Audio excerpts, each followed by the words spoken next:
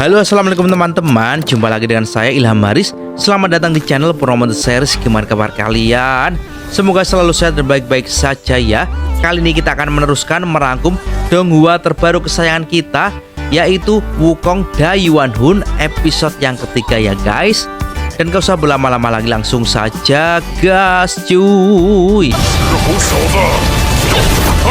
Cerita kini berlanjut. Di tengah kepanikan warga klan Hua yang nyaris jadi korban ritual, ketua klan Qin justru terlihat tenang. Ia dengan senyum pahit mempersilahkan Raja Kera Kuning untuk segera menyantap persembahan yang mereka berikan. Namun, salah satu antek aliansi kegelapan yaitu Kera Kuning tampak penasaran mengapa klan Qin selalu memberikan persembahan manusia dengan kuota yang melebihi permintaan. Qin Bao dengan entengnya mengatakan, bukannya dia dan komplotannya yang memberi terlalu banyak, namun justru aliansi kegelapanlah yang memintanya terlalu sedikit. Ternyata semua itu demi satu tujuan, perlindungan ekstra dari aliansi kegelapan. Mereka bahkan bersedia memberikan lebih banyak korban ke depannya. Komentar ini membuat Kera Rambut Merah tersenyum sinis. Ia menyindir bahwa manusia yang katanya minta dilindungi malah punya sifat egois alami, bahkan lebih buruk dari bangsa siluman kera. Raja Kera Kuning menimpali dengan santai bahwa di jalur iblis, manusia itu makhluk paling gampang mati. Wajar saja kalau mereka rela mengorbankan sesamanya demi bertahan hidup. Percakapan pun bergeser ke sosok misterius, yaitu Kera Batu, Sun Wukong, yang rupanya sudah diteliti diam-diam oleh Buddha Alis Kuning. Menurut laporan, Wukong adalah siluman jiwa terang, jiwa langka yang tidak bisa dihancurkan dan sangat bernutrisi untuk pemulihan kekuatan Buddha Alis Kuning tua yang tamak itu. Raja Kera Kuning pun mengingatkan Rambut Merah agar jangan bicara macam-macam, mengingat Buddha Alis Kuning dengan kodok bangkaknya pasti mengawasi mereka. Tapi Rambut Merah mengaku tak takut padanya.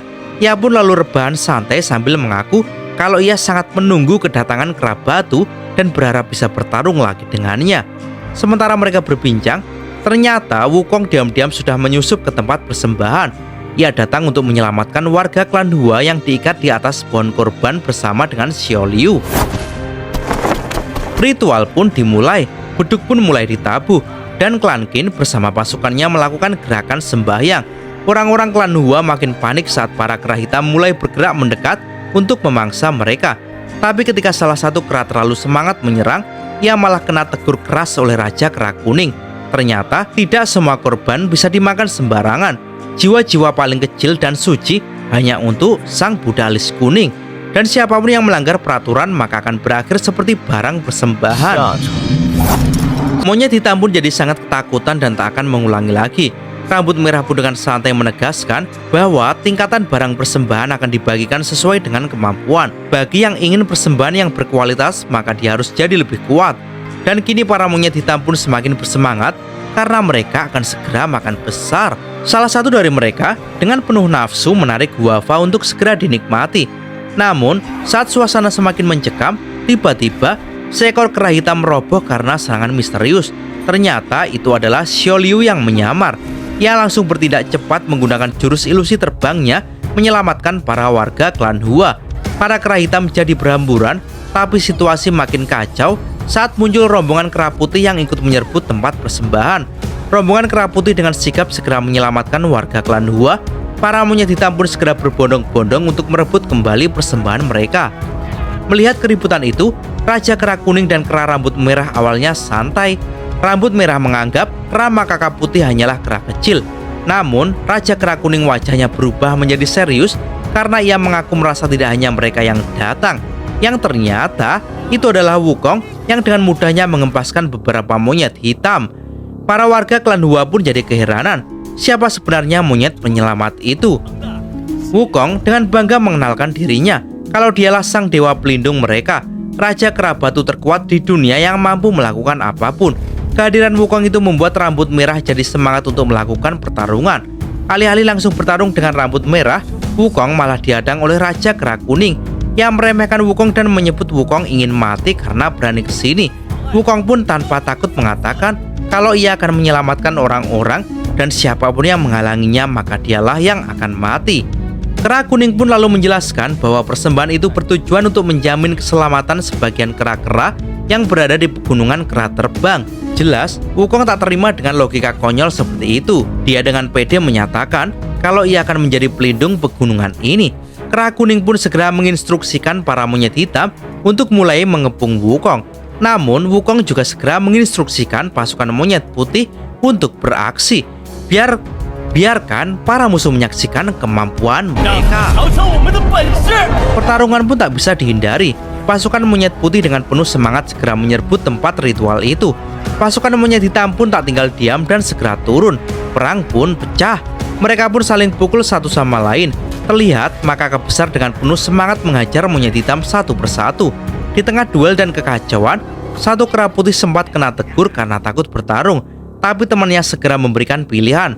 Kau takut sama kera batu atau takut sama monyet hitam? Pertanyaan itu akhirnya membuat keberaniannya bangkit dan bahkan berhasil menjatuhkan satu kera hitam bersama rekannya. Sementara itu, tetua klan Qin bersama dengan anak buahnya langsung panik dan kabur. Warga klan Hua mulai diselamatkan. Bahkan nenek Guozi muncul, tapi dalam wujud remaja. Warga sempat tak mengenalinya hingga ia menjelaskan perubahan dirinya dan menyuruh mereka berlindung di dalam gua. Kembali ke Wukong, ia masih dikepung.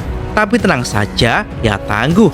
Satu persatu monyet hitam yang menyerang dapat dihabisi Wukong dengan mudah. Kera kuning cukup dibuat heran. Padahal dulu makaka putih sangat tunduk dan ketakutan kepada mereka. Namun sekarang, bahkan mereka berani menyerang secara langsung. Kera kuning menilai kalau itu pasti karena Wukong. Namun sebelum menjawab, seekor monyet hitam pun diam-diam menyerang Wukong. Namun dengan tenang Wukong menghempaskan monyet hitam itu. Di situ, Wukong lalu memberikan penjelasan kalau dia sebenarnya tak melakukan apa-apa. Yang ia lakukan hanyalah memberikan pengertian kepada makaka putih bahwa hanya dengan melawan maka mereka akan bisa bertahan hidup. Kera kuning pun menyahut kalau itu justru membuat mereka cepat mati. Wukong pun dengan tegas menanggapi lagi bahwa itu jauh lebih baik daripada hidup dengan penjajahan dan ketakutan. Namun, menurut kera kuning, Wukong sangat naif karena Wukong belum tahu bahaya jalur iblis di mana banyak sekali yang tidak ingin kita lakukan namun harus dilakukan. Wukong pun tak mengerti dengan apa yang kera kuning katakan. Yang ia tahu siapa yang mencelakai bangsa kera, maka Wukong tak akan pernah tinggal diam. Wukong segera melesat cepat menyerang kera kuning. Namun ternyata kera kuning dengan mudah berpindah tempat. Kecepatannya sungguh luar biasa membuat Wukong kaget. Bisa-bisanya kecepatannya dikalahkan. Namun tiba-tiba saja kera rambut merah ikut campur dan menyerang Wukong. Dengan sigap Wukong menahannya. Kera merah dengan terang-terangan berniat menantang Wukong lagi. Wukong justru senang karena dia akan menghajar kera kuda itu seperti dulu lagi. Setelah Wukong dilempar mundur, Wukong pun segera melesat maju dengan cepat sambil menyodorkan kepalanya dan Wukong sempat pusing dengan benturan kepala itu. Tapi dia dengan enteng mengaku kalau dirinya memang dikenal dengan kepalanya yang keras. Rambut merah yang marah pun lalu memukul kepala Wukong dengan amat keras hingga Wukong terjun ke bawah dengan keras. Rambut merah pun lanjut menggempur Wukong. Namun saat ini Wukong merasakan sakit kepala. Pukulan keras rambut merah tampaknya telah membuat tengkorak Wukong yang masih muda benar-benar kesakitan. Dan ternyata disitulah kelemahan bangsa kera. Namun Wukong pun tak menyerah untuk bertarung. Hal itu membuat rambut merah semakin geram dan semakin memborbardir Wukong. Pukulan kerasnya kini benar-benar mendorong Wukong. Dan tak hanya itu, rambut merah lanjut melancarkan pusaran duri besi tangannya yang tajam. Hingga akhirnya serangan brutal itu membuat Wukong hancur, menimbulkan ledakan yang dahsyat. Jelas hal itu membuat Guozi dan Xiao Liu jadi kaget. Rambut merah pun jadi tambah arogan. Ia menilai kalau kemampuan Wukong tak seperti yang ia harapkan. Namun kera kuning segera menyuruh rambut merah untuk lebih teliti lagi. Dan benar saja, ternyata itu semua hanya tipuan ilusi Wukong. Wukong muncul dari sisi lain dan melancarkan serangan balik. Mereka berdua pun kembali baku hantam dengan sengit. Namun sekali lagi, ketika rambut merah menyangka ia telah menekan Wukong, tapi ternyata itu hanyalah tipuan ilusi saja.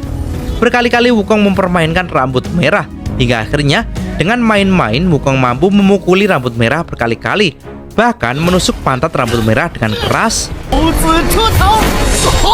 Dan lanjut, Wukong melesakkan tinju keras yang membuat rambut merah terlempar dengan keras. Guozi yang melihatnya pun jadi senyum-senyum sendiri dengan tingkah Wukong. Wukong pun tampak menikmati jurus barunya. Ia pun lalu menanyakan kepada Xiaoliu apakah trik ilusinya sudah bagus. Xiaoliu pun hanya bisa tercengang. Ia tak menyangka bakat Wukong benar-benar hebat dan mengerikan. Rambut merah kini dengan susah payah berusaha bangkit. Emosinya memuncak. Dengan mata yang menyala ia mengatakan kalau trik ilusi murahan Wukong akan rapuh di depan kekuatan nyata. Energi merah pekat pun meledak dari tubuh rambut merah. Seketika ia kini merubah tubuhnya menjadi wujud kera raksasa. Kera merah raksasa itu benar-benar mengerikan. Tanpa basa-basi, sosok itu segera menyerang Wukong dengan membabi buta. Wukong pun cukup terkejut dan berusaha menghindari serangan itu. Namun dia tak menyerah. Jelas dia tak mau mati di hadapan sang kera merah. Dan ia pun tak gentar untuk maju berduel dengan sosok yang mengerikan itu. Dan cerita pun bersambung. Oke teman-teman, terima kasih sudah nyimak alur cerita kali ini sampai habis. Semoga teman-teman terhibur. Jangan lupa terus dukung channel ini agar terus berkembang ya. Dan sampai jumpa di episode selanjutnya. Assalamualaikum warahmatullahi wabarakatuh.